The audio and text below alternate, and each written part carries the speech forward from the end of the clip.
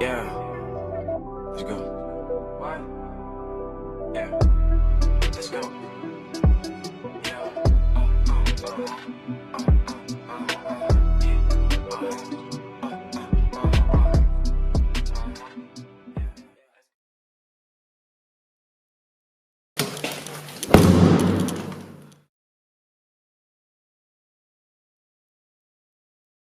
Bon, du coup, je sors du café, c'était très bon. Je suis KO, par contre, j'ai mangé comme un porc. C'était en fait le meilleur truc pour moi, je pense, à faire, hein, plutôt que manger un petit peu et après acheter à l'aéroport un vieux truc éclaté à 15 euros. Après, bon, à la limite, si j'avais eu des escales dans des pays où je me dis, vas-y, je testerais bien quelque chose, j'aurais peut-être pris à l'aéroport, mais là, c'est pas le cas. Donc là, on est parti. Je vais aller à l'aéroport pour 24 heures de train. Donc le café super cool. En fait, vous avez vu un peu ce que j'ai pris. J'ai pris un petit déj plus en plus des gâteaux. Et en fait ici, tous les cafés, ils ont des tartes. Je sais pas si c'est la traduction exacte, mais en gros c'est des gâteaux avec de la génoise, une espèce de glaçage autour. Et c'est souvent avec des fruits, etc. Et là, c'est des gâteaux vraiment à l'ancienne. D'ailleurs, ouais, désolé, j'ai coupé parce qu'il y a des travaux. Il y a des travaux partout hein, là dans Vienne en ce moment. Je sais pas si c'est le cas toute l'année, mais c'est un tout petit peu relou. Et du coup, ouais, voilà, les cafés, ils ont tous un peu leur spécialité. Franchement, Vienne, c'est super bien. Je voulais du coup faire un petit débrief du voyage. Je conseille vraiment de venir là si vous êtes en couple ou si vous êtes seul. Pour les groupes de potes, je pense que c'est pas le meilleur plan. Je suis arrivé en fait avant-hier, donc je suis resté en tout un jour et demi. Et clairement, c'est pas du tout la meilleure ville pour faire la fête. Déjà, c'est extrêmement cher là. Le café où j'ai été, ça m'a coûté 35 balles. Là, tout ce que vous avez vu, après j'ai pris, j'ai pas blagué, mais voilà, 35 balles quand même. Et les restos, c'est au moins aussi cher que Paris, parfois plus cher.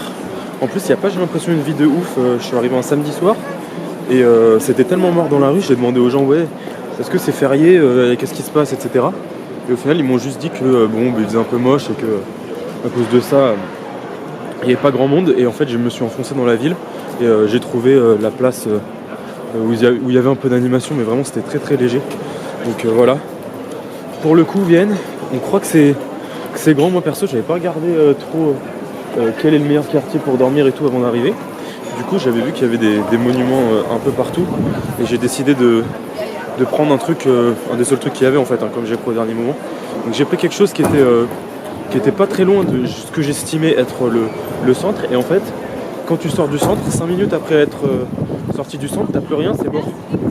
Donc moi je pensais que j'étais bien placé, mais en fait c'était pas le cas. Comme je vous dis, c'est pas pour les groupes de potes, je pense, parce que c'est trop cher. Mais l'architecture est incroyable.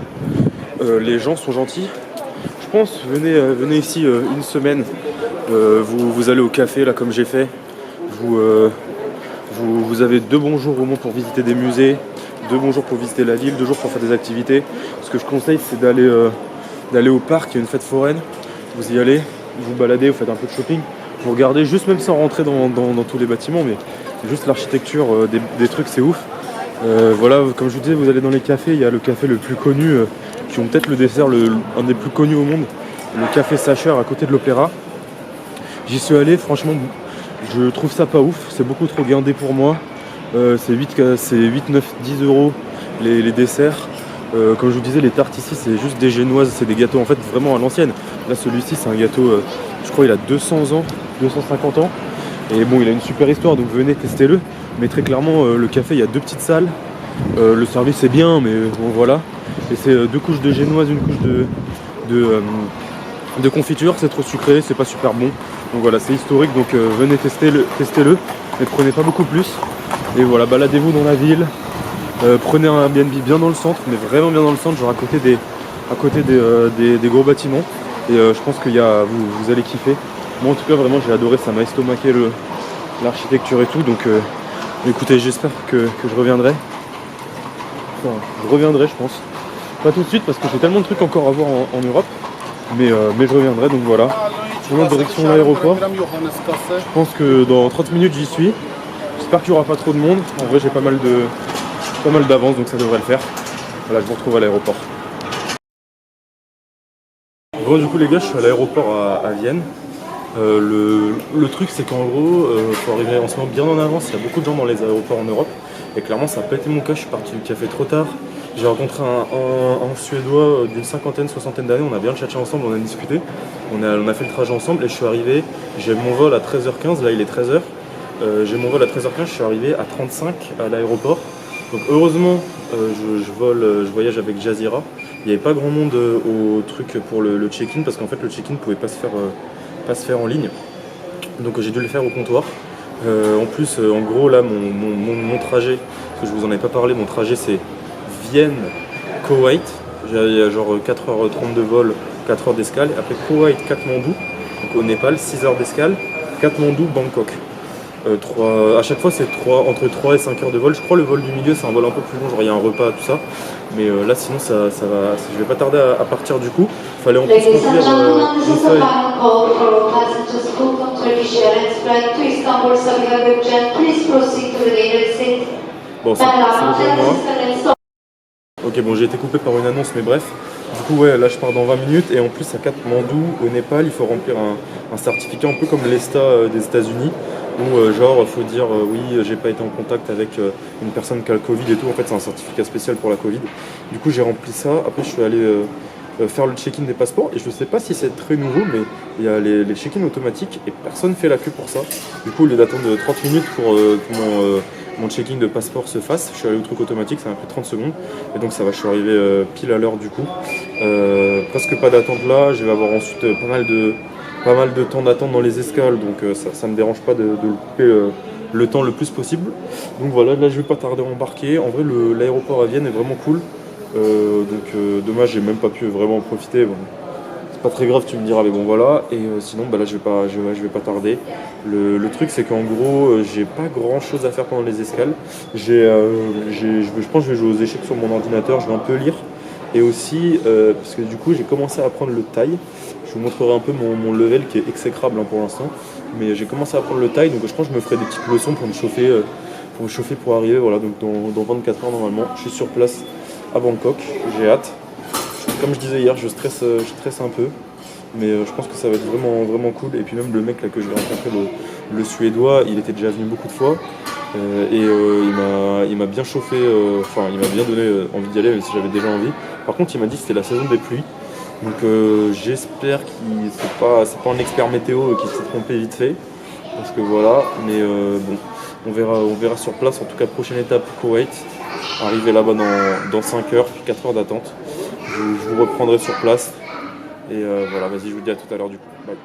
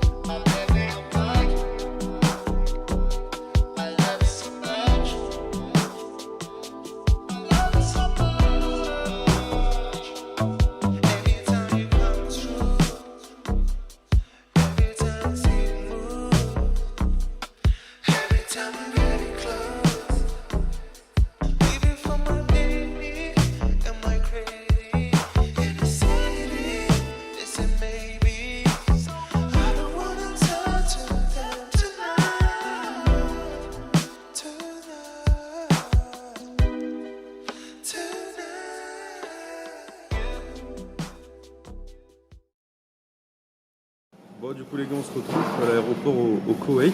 Il y avait une escale de quelque chose comme 3-4 heures. Et au final, l'avion a mis 1h15 à décoller, donc 1h15 de retard. Et en fait, je suis avec la compagnie du coup Jazeera et ils ont une zone pour les transits. Donc en fait, on ne peut pas sortir dans l'aéroport. Et surtout, une chose à laquelle j'avais pas pensé, c'est qu'il faut des adaptateurs pour les prises ici. C'est pas les mêmes prises qu'en Europe. Du coup, je peux pas charger ni mon ordi ni rien. Donc ça, j'avoue que c'est un peu la galère. Heureusement, l'escale elle est pas trop longue et je crois dans l'avion, je vais avoir des petites prises USB pour charger mon téléphone. Donc voilà, parce que là j'ai ni batterie sur mon ordi, ni rien, tout ça. Et là je vais repartir, je pense, dans 1 heure. Après on redécolle. Ça doit faire déjà deux petites heures, je pense, que je suis là au Koweït. Et du coup, dans une petite heure, je pars pour Katmandou au Népal. Là-bas, je vais attendre par contre 7 heures, donc j'espère qu'il n'y aura pas de souci là de prise. J'avoue, je me suis pas renseigné là-dessus. J'avais zappé que. D'ailleurs, est-ce que si vous pouvez me dire pourquoi il y a certains pays comme ça où les prix sont différents? Je sais pas, l'électricité ça vient d'une manière différente ou quoi, je sais pas. Bref, en tout cas, voilà, toujours dans l'attente dans les aéroports. Ce qui veut dire que là j'ai déjà fait 4 heures de vol plus 4 heures d'attente, donc en soi je suis déjà bientôt la moitié du voyage, donc ça va plutôt vite.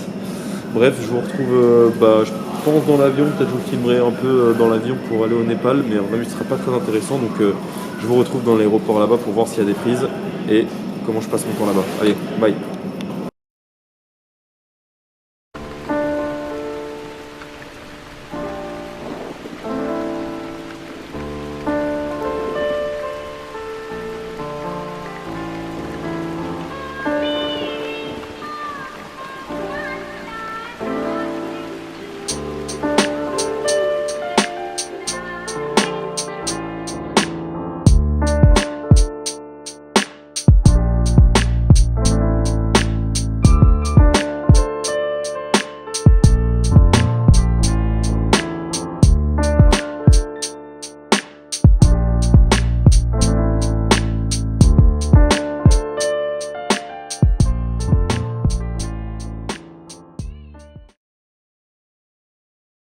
Bon les gars, du coup je suis au Népal, j'ai fait une escale de 6-7 heures et en fait en gros ce qui s'est passé c'est qu'en sortant de l'aéroport, parce qu'il fallait sortir de l'aéroport pour reprendre l'autre vol, il y a 2 mecs qui m'ont accosté. Au début je calculais pas et tout parce que je me disais c'est quoi ces arnaques et tout, et en fait c'était 2 mecs sympas qui en fait sont là pour aider un peu les touristes et demander à la fin une pièce quoi.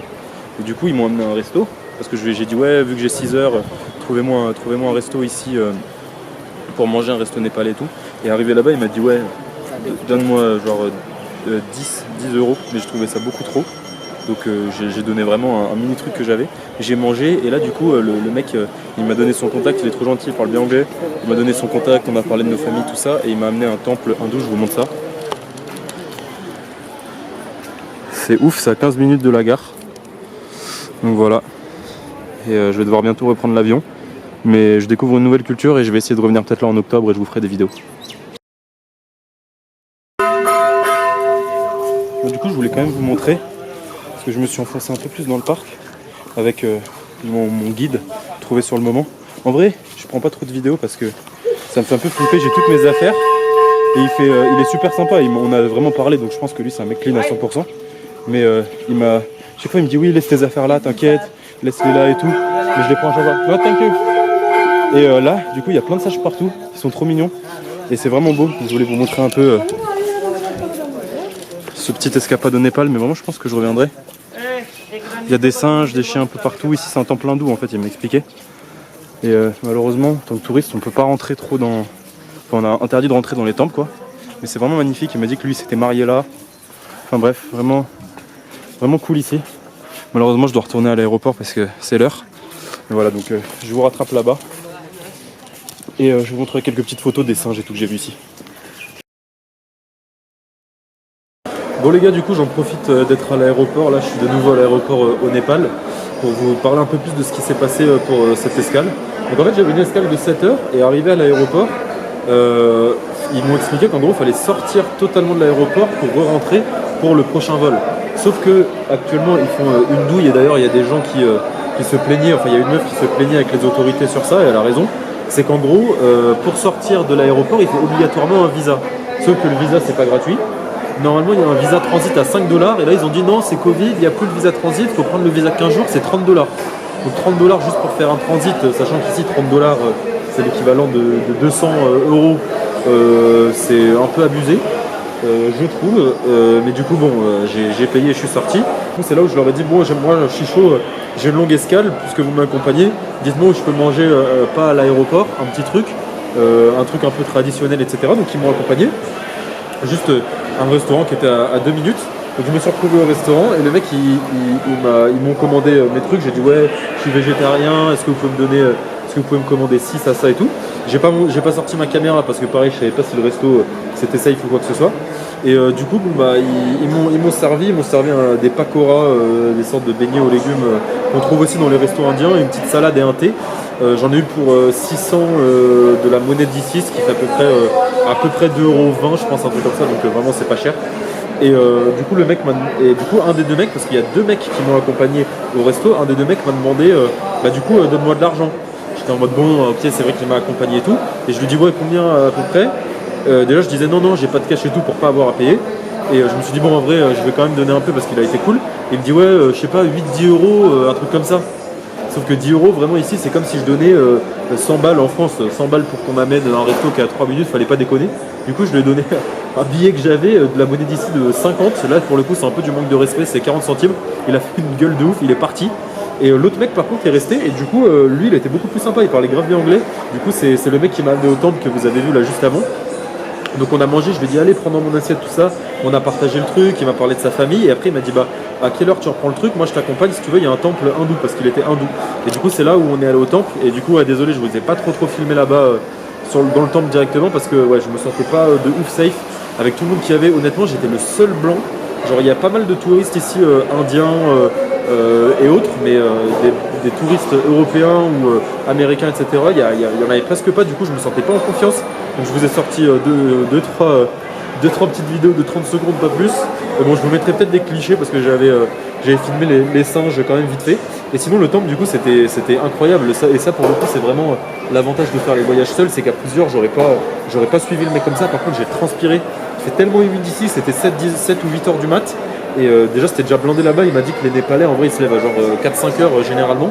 Et ouais c'était 7 heures du mat et il avait plu toute la nuit, donc il faisait ultra humide, j'avais chaud, j'avais tous mes sacs, les marches du temple elles étaient ultra hautes, donc j'étais grave fatigué à la fin. Pour 40 minutes mon t-shirt il était tout dégueulasse.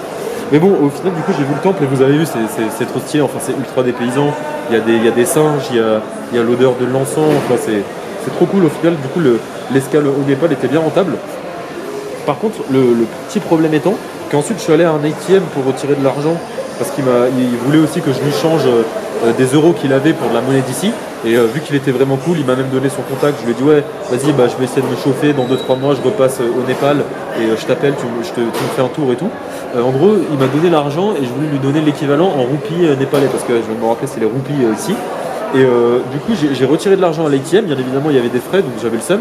Et en revenant à la gare, à l'aéroport, j'ai voulu payer une boisson. Et il me disait carte bloquée. Et là, ça y est, je me suis dit putain, en fait, c'était un gros arnaqueur. Il m'a emmené à des ATM foireux. Ma carte, elle est bloquée et tout ça.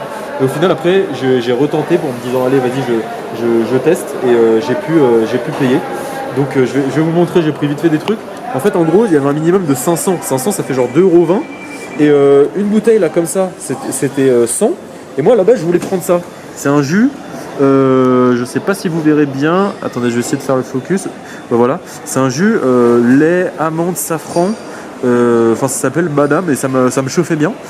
Et j'ai pris du coup, pour que ça fasse 500, un milkshake aux amandes. Bon, bref, en tout cas, ça a l'air pas mal. Ça va me permettre de manger et boire un petit truc quand même parce que du coup, j'ai mangé que les pakoras et j'ai bu un thé en 24 heures. C'est pas trop énorme. Là, je vais embarquer dans 1h30, un truc comme ça. Et il n'y a pas de wifi en fait ici. Déjà, bon, il n'y a pas les chargeurs comme c'était le cas au Koweït. En fait, il faut les adaptateurs et j'en ai pas. Ça, j'y avais pas pensé. Et en fait, le wifi, il faut un numéro népalais pour accéder au frais wifi. Donc c'est une nuit totale. Heureusement, il y a un mec très sympa qui, je pense, était un personnel de l'avion. Il m'a donné son numéro, il m'a donné le code qu'on lui a envoyé à son téléphone. Donc j'ai pu accéder au wifi. Sauf qu'en fait, c'est des packs de 500 mégas. Donc autant vous dire, ça dure 3 minutes max. Et en fait, il faut regarder une pub. Ça, j'avais jamais vu ça. Il faut regarder une pub pour regagner 500 mégas. Donc là, je regarde des pubs depuis tout à l'heure pour essayer de gratter un peu de connexion.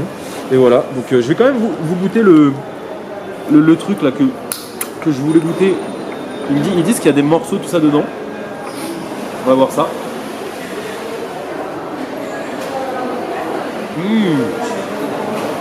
Là, c'est ultra bon. C'est très fort en safran. Je garde le masque parce que c'est obligatoire. C'est quand même pas mal sucré. D'ailleurs, j'ai vu un mec qui prenait du thé au lait ici. Ouah, les gars, ils abusent de ouf. Ils mettent des cuillères sans mentir. Il y a il y a genre l'équivalent de 4 sucres. 4 sucres comme on a chez nous, là, les petits cubes. Il y a l'équivalent d'au moins 4 sucres par thé. Enfin, c'est abusé. Là, ça va, c'est pas trop sucré. C'est un bon goût de safran. Il y a des bouts d'amande en fait dedans. Donc, c'est vraiment super bon. Bref, si vous venez au Népal, je vous conseille, par contre faites gaffe. Du coup, il y a des frais de visa, les mecs dehors, ils vont vous demander de payer, mais bon, comme normalement, vous, par rapport à ici, vous avez un pouvoir d'achat de ouf, vous pouvez donner quand même un peu d'argent. Mais vous pouvez tomber sur des bons mecs comme lui qui m'a fait visiter, qui m'a donné son numéro. On a bien parlé, il m'a parlé de la culture, il m'a appris 2-3 mots. Donc bref, je suis bien content. Et bah du coup on se retrouvera directement à Bangkok lorsque j'atterrirai. J'essaierai de gratter le wifi de l'aéroport pour envoyer un message au mec du Airbnb. Il m'a dit un peu comment arriver sur place et j'espère que ma carte ne sera pas bloquée pour que je prenne un ticket de métro pour me rendre directement au Airbnb. Bon, je vous retrouve là-bas les gars. Allez, tchuss. Milkshake aux amandes, enfin non, aux noix de cajou et au caramel, qui est tout bonnement délicieux. Je m'en délecte depuis tout à l'heure. Je crois qu'il m'a coûté 60 centimes, un truc comme ça. C'est tout bonnement délicieux. Si vous venez ici, je vous le dis, prenez ça. Le Kevin Milkshake. J'espère qu'il y en aura en Thaïlande.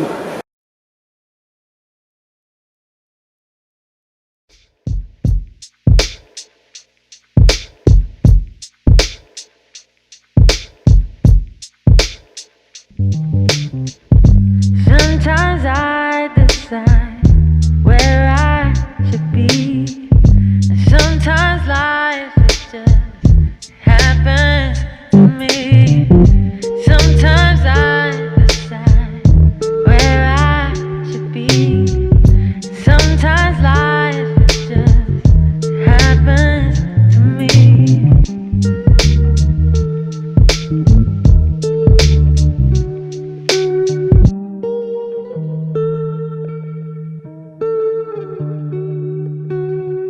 Oftentimes I wonder if I'm supposed to be here, even though I struggle.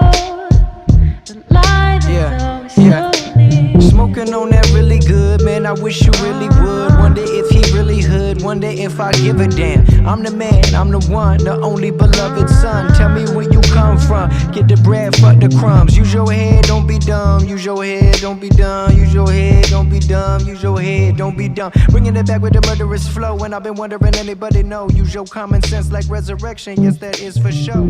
I've been speaking in code, this whole verse, lyrics dispersed like MF Doom, then hit them in reverse. Ok les gars, merde, je filme une pièce. Du coup découverte de la chambre.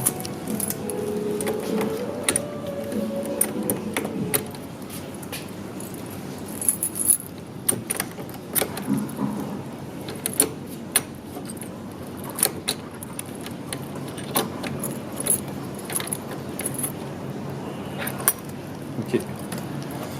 Notre nid de paradis pendant 10 jours. Et on va voir à quoi ça ressemble ici.